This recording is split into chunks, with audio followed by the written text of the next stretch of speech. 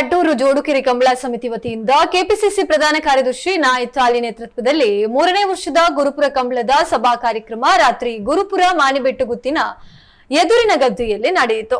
ಕಮಲದ ಸಭಾ ಕಾರ್ಯಕ್ರಮವನ್ನು ಉದ್ಘಾಟಿಸಿ ಮಾತನಾಡಿದ ಮಾಜಿ ಸಂಸದ ಡಿಕೆ ಸುರೇಶ್ ಅವರು, ಇನಾಯತ್ ಅಲಿ ಅವರು ಜಾತ್ಯತೀತದ ಸಂಕೇತ, ಅವರಿಗೆ ಶಕ್ತಿ ನೀಡುವ ಉದ್ದೇಶದಿಂದ ಗುರುಪುರ ಕಮಲದಲ್ಲಿ ಭಾಗವಹಿಸಿದ್ದೇನೆ. ನಮ್ಮ ಸಂಸ್ಕೃತಿ, ಪರಂಪರೆ, ಧಾರ್ಮಿಕತೆ ಉಳಿಸುವ ಕೆಲಸ ಇನಾಯತ್ ಅವರಿಂದ ನಡೀತಾ ಇದೆ. ನಗರೀಕರಣ ಆಗ್ತಾ ಇರುವಂತಹ ಸಂದರ್ಭದಲ್ಲಿ ಕೃಷಿಕರ ಜೀವನಾಡಿ ಕಮಲಾ ಸಂಸ್ಕೃತಿಯನ್ನ ಉಳಿಸಲು ಯುವಕರು ಮುಂದೆ ಬರಬೇಕು.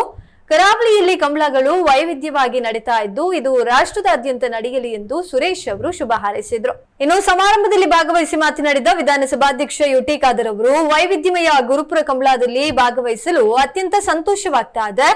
ಕರಾವಳಿಯ ಜಾನಪದ ಕ್ರೀಡೆ ರಾಜ್ಯ ಮತ್ತು ಅಂತಾರಾಷ್ಟ್ರೀಯ ಮಟ್ಟದಲ್ಲಿ ನಡೆಸಬಹುದು ಎಂದು ಇನಾಯತ್ ಅಲಿ ತೋರಿಸಿಕೊಟ್ಟಿದ್ದಾರೆ. ಅವರಿಗೆ ಶುಭವಾಗಲಿ ಎಂದರು. ಇನ್ನು ಸಭೆಯ ಅಧ್ಯಕ್ಷತೆ ವಹಿಸಿ ಅತಿಥಿಗಳನ್ನು ಸ್ವಾಗತಿಸಿದ ಗುರುಪುರ ಕಮಲಾ ಸಮಿತಿ ಅಧ್ಯಕ್ಷ ಇನಾಯತ್ ಅಲಿ ಅವರು, ಕಮಲಾ ತುಳುನಾಡಿನ ಸಂಸ್ಕೃತಿಯಾಗಿದ್ದು ಕೃಷಿಕರ ಸ್ವಾಭಿಮಾನದ ಪ್ರತೀಕ, ಸರ್ವಧರ್ಮಗಳ ಸಂಗಮವಾಗಿರುವ ಗುರುಪುರದಲ್ಲಿ ಕಮಲಾ ನಡೀತಾ ಇರುವಂತದ್ದು ಜಿಲ್ಲೆಗೆ ಹೆಮ್ಮೆ ಎಂದರು.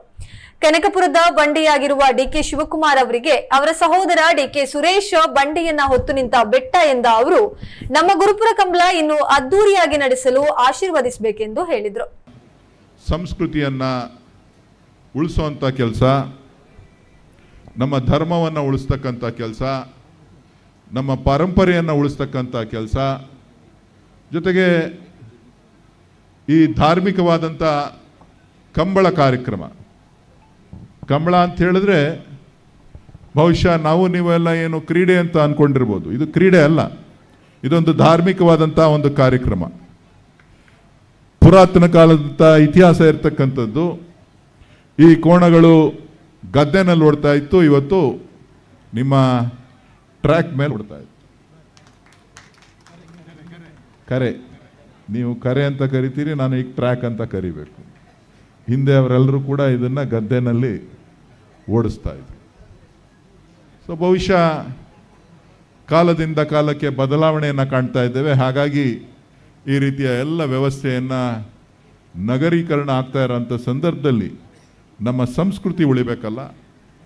ನಮ್ಮ ಸಂಸ್ಕೃತಿಯನ್ನು ಯಾರು ಉಳಿಸ್ಬೇಕು? ಈ ದೇಶದ ಯುವಕರು ಉಳಿಸ್ಬೇಕು, ಈ ದೇಶದಲ್ಲಿ ಮುನ್ನಡೆಸ್ತಕ್ಕಂಥವ್ರು ಉಳಿಸ್ಬೇಕು. ಆ ಕೆಲಸವನ್ನು ಇವತ್ತು ಇನಾಯತ್ರವರು ಮಾಡ್ತಾ ಇದ್ದಾರೆ. ನಾನು ಈ ಸಂದರ್ಭದಲ್ಲಿ ಅವರಿಗೆ ವಿಶೇಷವಾಗಿ ಅಭಿನಂದನೆಗಳನ್ನು ಸಲ್ಲಿಸಲಿಕ್ಕೆ ತಮ್ಮೆಲ್ಲರ ಪರವಾಗಿ ವೈಯಕ್ತಿಕವಾಗಿ ನಾನು ಅಭಿನಂದನೆಗಳನ್ನು ಸಲ್ಲಿಸ್ತೇನೆ.